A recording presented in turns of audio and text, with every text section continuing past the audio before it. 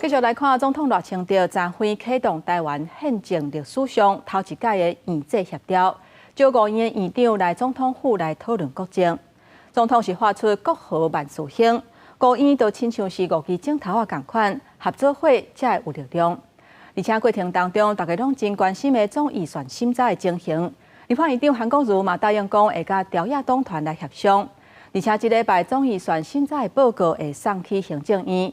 以后由行政院唔通提出总预算的复议案，嘛希望总统会当停止大罢免。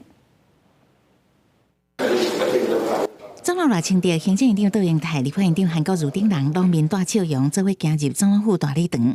赖总统七十下晡启动咱国宪政史上头一届5院协调，要求5院院长回乡国政。回乡前特别选址代表千空万里的政厅，向院长致意，尾还阁送5个红回乡杯，代表5权分立、5院合作甲团结。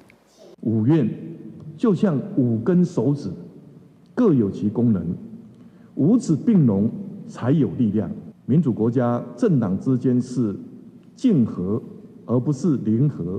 无论是外部风雨、内部纷争，我们都会坚定不移地推动国家大步向前。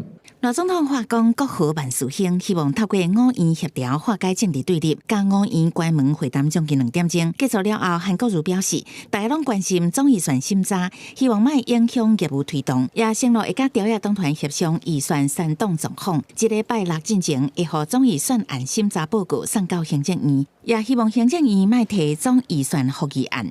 呼吁行政院不要提出中央政府总预算的复议案，不提复议案的前提之下，能不能找到一条可行的路？希望赖清德总统能够停止大罢免。复议与否，那总统也特别提醒，目前呢，在整个数字还没清楚以前呢，行政立法之间的协调呢，能够未来怎么样一个处理？副方补充，行政院敢来当被动提出复议，但是韩国瑜提议的行政院莫提复议，2院并无伫会中就细节定案。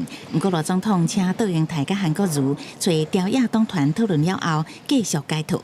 但是司法院代理院长谢明阳会中强调，是以司法首长的身份来参加，并无提起关系大法官补贴人选甲宪诉法修正案、释宪案的任何议题。记者综合报道。